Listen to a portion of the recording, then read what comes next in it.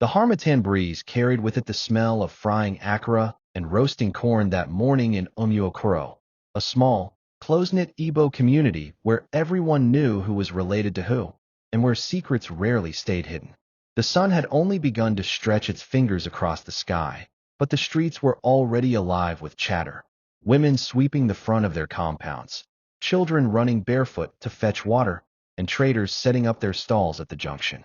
And then there was Obinna, a wide aluminum tray balanced perfectly on his head, covered neatly with a blue-checkered cloth to keep the steam in.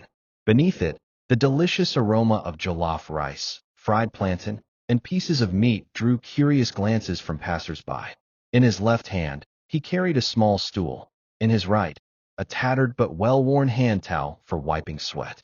He moved with practiced steps, weaving in and out of the morning bustle like a man on a mission. Obinna, early this morning again, called Mama Ijeoma, the Akara seller, from her corner. "Ah, Mama Ijeoma. Good morning, oh," he greeted with a smile that was genuine but tired. "Hustle no day wait for anybody." She shook her head with that knowing look only older women have. Not for that Chinella you day do all this.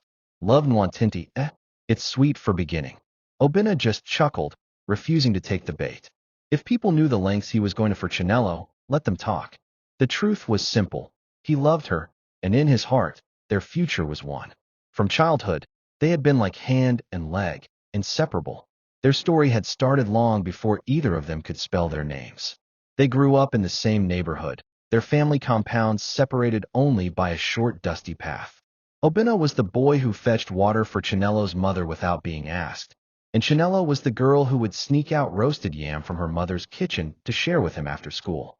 They climbed mango trees together, swam in the village stream together, and even got in trouble together, like the time they plucked guavas from Mama Onwa's tree and had to run for their lives when the old woman came after them with a broom. As they grew older, friendship melted into something warmer, something deeper. By their teenage years, they were no longer just Obinna and Chinello. They were Obinna and Chinello, one name spoken as though they were one person. The whole village teased them, and they didn't mind. But love, in its purest form, is often tested not in the easy days, but in the hard ones. When Chinello finished secondary school, she dreamed of becoming a nurse. Her eyes would light up whenever she talked about wearing that crisp white uniform, helping patients, and making her family proud. But there was a problem: money. Her mother, a widow who sold palm oil at the market, barely made enough to feed the family. Chinello's father had died when she was barely 5, and since then, life had been a series of tight belts and cut corners. It was Obinna who stepped forward without hesitation.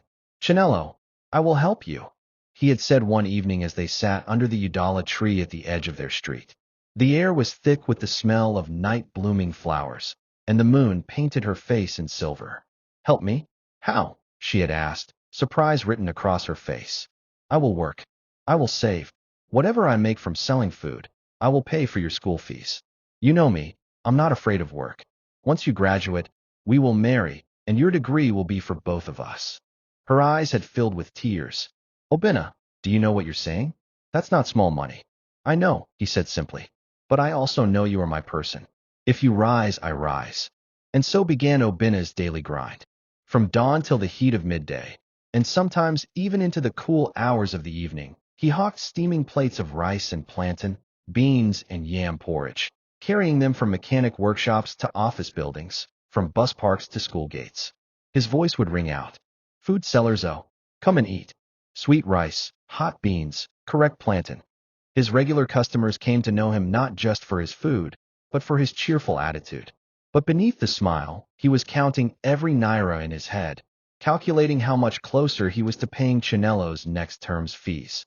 Not everyone saw this as noble. One person who certainly didn't was Papa Obinna, a retired carpenter with a frame still as strong as his youth. He would sit on a low stool at the front of their compound in the evenings, his walking stick across his knees, and shake his head whenever he saw his son return from a day's hawking.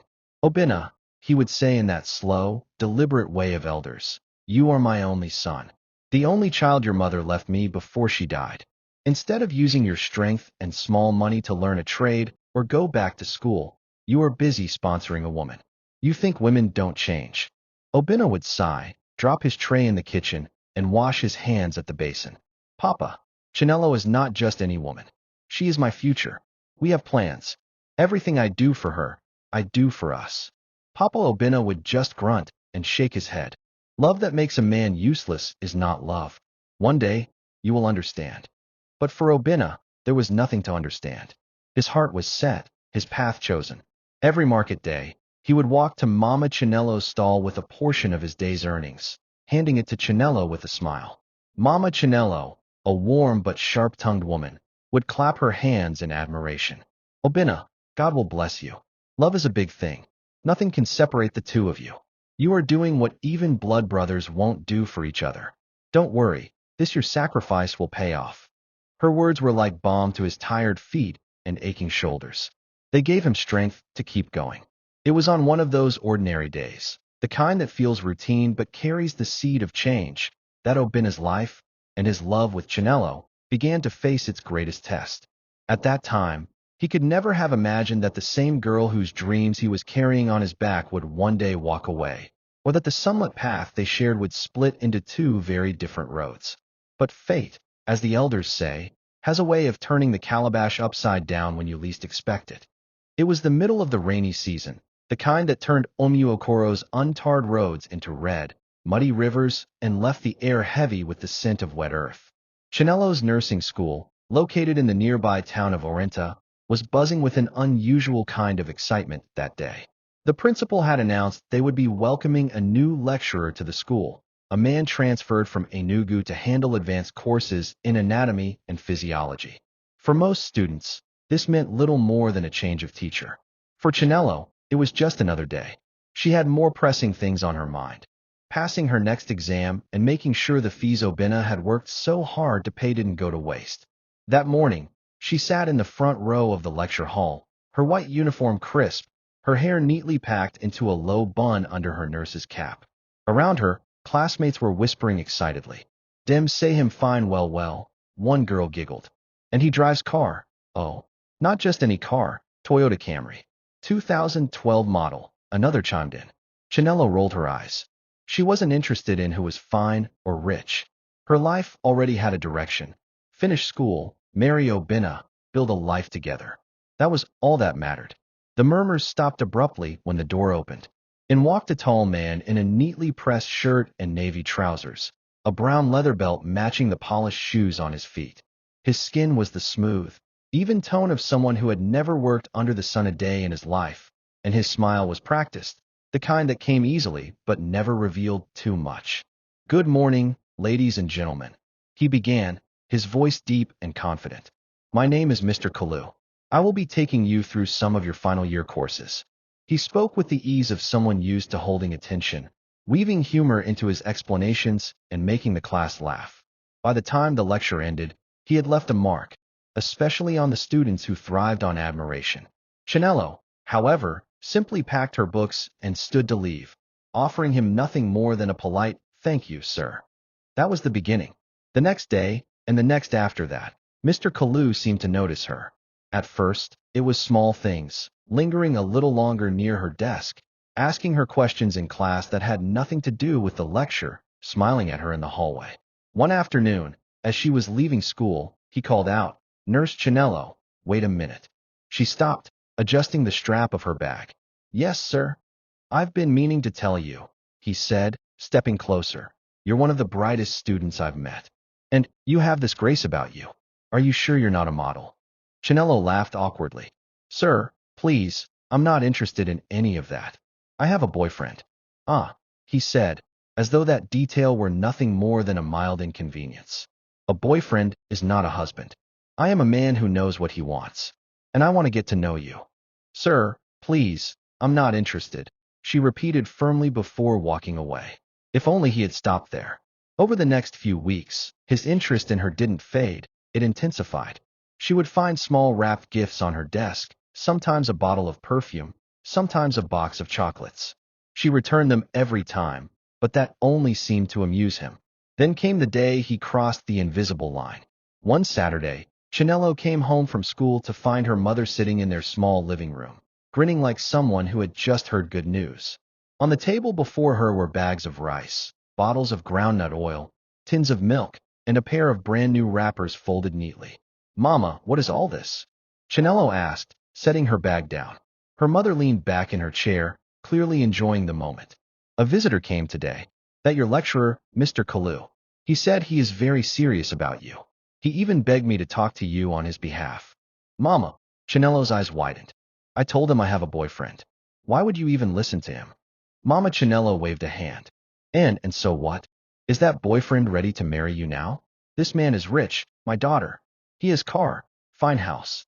He said he will even sponsor you to further your education after nursing school. We can't keep suffering like this. Maybe he is God sent." "Mama, please, don't start. I love Obina. We already have plans." But her mother only shook her head and began unpacking the gifts as though the conversation were over. From that day, things began to shift. Her mother would drop little comments here and there. "You know, rich men don't come every day," or that your Obina, is he still hawking food? At first, Chinello ignored them, but slowly, the words began to sink into the corners of her mind. Obina's love was pure, yes, but was it enough? Could she really build a future on a man who had no stable business yet? Meanwhile, Mr. Kalu's charm was relentless. He began offering her rides home from school, and though she refused at first, the long, exhausting trips back eventually wore her down. Sitting in his air-conditioned car was a luxury she couldn't deny felt different. One rainy evening, as they sat parked in front of her house, he made his biggest move yet. "Chinello," he said softly, "I don't want to come between you and anyone, but I see your potential. You are too smart, too beautiful to limit yourself. Let me sponsor you to further your studies. I will wait for you to finish. Then, we can marry. You will have the life you deserve." It was tempting, dangerously tempting. And when she told her mother about it later, the woman's eyes lit up like Christmas lanterns. "My daughter, think about it. This is opportunity. That food seller is a good boy, but good boys don't pay rent. They don't buy cars. Don't let your emotions blind you. Let's be wise." For days, Chinello wrestled with herself. Every time she thought of leaving Obina, guilt stabbed her chest. But every time she thought of what life could be with Kalu, the comfort, the status, the ease, she felt her resolve weakening. Obina, of course, noticed the change. She became distant, distracted during their conversations. She no longer ran into his arms when she saw him. Something was shifting, and he couldn't shake the feeling that their love was being pulled apart by invisible hands. It was only a matter of time before the rope snapped. The harmattan wind had returned, sweeping through Omuokoro with its dry breath and turning every surface to dust. Obina stood by the roadside that evening, tray balanced on his head, calling out to customers in his usual cheerful tone. But his voice lacked its usual spark. For weeks now, Chinello had been different. At first, he thought it was the stress of school. Final year exams were no small thing, after all. But the way she avoided his gaze, the way she no longer leaned into his shoulder when they sat together, the sudden excuses not to meet him, it all felt like a shadow creeping over their relationship. Still, Obina pushed the thoughts away. He told himself that once she graduated, everything would return to normal. They would marry. All these strange days would be forgotten. That Sunday afternoon, he decided to surprise her. She had told him she would be home from school for the weekend, so after church, he prepared a special plate of jollof rice and goat meat, her favorite, and wrapped it neatly. He walked the familiar dusty path to her compound, humming softly to himself. The sound of voices reached him before he even got to the door. Her mother's laugh was loud, followed by a man's deeper voice. Obina frowned. When he stepped into the small sitting room, the scene before him felt like a slow, deliberate stab to the chest. Chinello sat on the couch, dressed in a bright new wrapper he had never seen before. Beside her sat Mr. Kalu, smiling like a man who already owned the room. A carton of malt drinks rested on the floor, along with bags of provisions. "Ah, Obina!" Mama Chinello exclaimed, as if nothing were out of place. "You're here. Come and greet our visitor." "Visitor?" Obina's hands tightened around the food flask he was carrying. His eyes flicked from Chinello, who looked away, to Kalu, who extended a hand with an almost smug smile. "Good afternoon," Obina said stiffly, ignoring the handshake. "Chinello, can I talk to you outside?" Outside, the harmattan air stung his throat as he tried to keep his voice steady. "Who is he to you?" She hesitated, her eyes darting everywhere but at him. Obinna, I've been meaning to talk to you. Talk to me about what? His heart was thudding now. I've decided to continue my studies after nursing school. He's willing to sponsor me.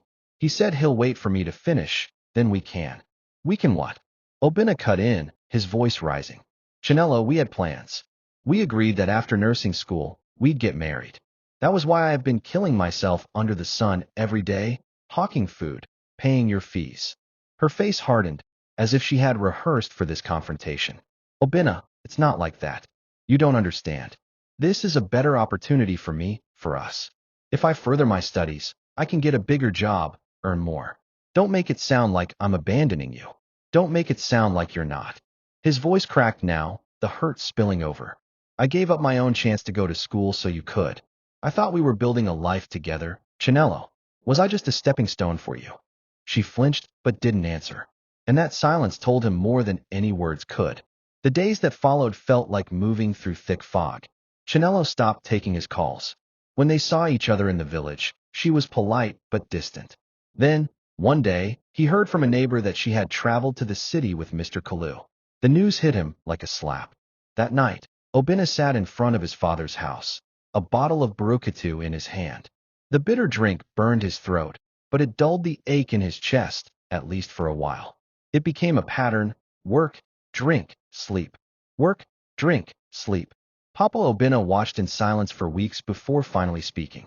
One bottle can hide pain, the old man said one evening, but it cannot build a future. My son, you are letting this woman's choice destroy you. Get up, go to school, learn something. Show yourself you are worth more than she saw. Obinna stared at him, the words cutting through the haze. School? At my age. You are breathing, aren't you? Papa Obinna replied. As long as you are breathing, you are not too old to rise. It was not an easy decision, but the seed had been planted. The next week, Obinna enrolled in the community's adult education program. He started with shaky handwriting and struggled with basic arithmetic, but he refused to quit. The same determination that once pushed him to walk miles under the sun now fueled his learning. He attended classes in the evenings after hawking during the day.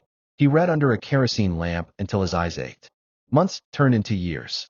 Obinna's reading improved, his confidence grew, and he began to see the world differently. One day, he took a bold step. He rented a small shop, hired a cook, and began selling food in a fixed location. The shop became popular, not just for the taste of the meals, but for the way Obinna treated his customers, with warmth, humility, and respect. Soon, one shop became two, then three. Before long, Obinna's kitchen was a name known even beyond Omuokoro. While he was building his empire brick by brick, Chinello's glittering life with Kalu was crumbling. At first, things had been sweet: gifts, trips, and promises. But cracks appeared quickly. Kalu's temper was like dry grass near fire, quick to ignite and hard to control.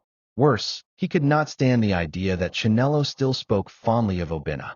Arguments turned into fights, and love turned into resentment. By the time she completed her studies, the relationship was in shambles. One day, after a particularly vicious quarrel, Kalu told her to pack her things and leave. She returned to Omuokoro, her nursing certificate in hand but her heart in pieces. And it was there, back in the village, that fate would arrange the meeting she never expected, and perhaps the closure they both needed. The late afternoon sun hung low over Omuokoro, casting long shadows across the marketplace. The air buzzed with the voices of traders, the rhythmic pounding of fufu and wooden mortars, and the occasional honk of motorbikes weaving through the crowd. At the far end of the main street stood a newly painted building with a bold red signboard that read in gleaming letters: Obinna's Kitchen, fresh, fast, and always delicious. Inside, the restaurant hummed with activity. Uniformed waiters moved between tables carrying steaming plates of goat meat pepper soup, mounds of pounded yam, and jollof rice rich with smoky flavor. Ceiling fans spun lazily, and the scent of fried plantain mixed with that of fresh stew. Behind the counter stood Obinna himself, taller now, broader in the shoulders, with the air of a man who knew where he was going. He wore a crisp white shirt with the restaurant's logo embroidered on the pocket, his hair neatly trimmed, his smile warm but confident. Gone was the boy who carried trays on his head under the scorching sun. This was a man who owned his destiny. That day, as he was checking the day's accounts, A familiar voice called from the doorway. Obina. He looked up, and there she was. Chinello. Time had changed her. She was still beautiful, but there was a tiredness in her eyes that hadn't been there before. She wore a modest dress, her nurse's bag slung over her shoulder. For a long moment, they just stared at each other, the hum of the restaurant fading into the background. Finally, she smiled. You look different. Better. I almost didn't recognize you. Obina returned a polite smile. Welcome to Obina's kitchen. Please sit. They took a corner table, the noise of the restaurant wrapping around them like a distant tide. For a while, they spoke of small things, the weather, the village, mutual friends. But the undercurrent of unspoken history lay heavy between them. Eventually, Chinello exhaled, her fingers twisting around her bag strap. Obina, I came to say I'm sorry. For everything. Her voice trembled. Leaving you, choosing Kalu, it was a mistake. I thought I was choosing a better future, but I only lost what truly mattered. He wasn't the man I believed he was. We broke up, and when I heard about your success, I wanted to see you, even if it's just as friends. Obina leaned back, studying her face. Once, those words would have been the answer to his prayers. But now, they were just pieces of a past he had already made peace with. Chinello, he said gently, what happened between us, it hurt. Deeply. But it also pushed me to become the man you see today. If you had stayed, maybe I would still be hawking food on my head. Maybe I would never have learned to dream beyond what I knew. So in a strange way, I thank you. Her eyes glistened. You're thanking me for leaving you? He nodded. Because it woke me up. And I hope life wakes you up too, in a good way. We can be friends, yes, but the man I am now is not the boy you left. I've moved forward. They sat in silence for a moment, the air thick with the weight of the past. Then, as if sensing the conversation had reached its end, Obina stood and extended his hand. Welcome back to Umuokoro, Nurse Chinello. I wish you well. She took his hand, her grip lingering just a second longer than necessary. And I wish you more success, Obina. You deserve it.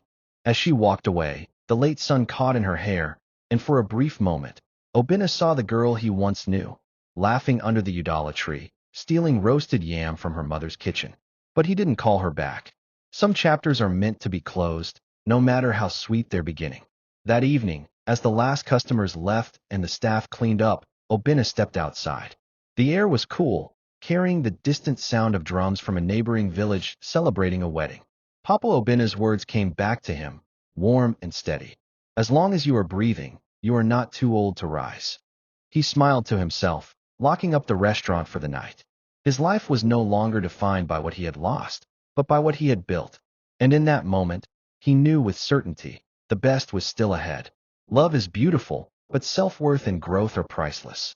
Sometimes, the people who leave us are unknowingly pushing us toward the very life we were meant to have.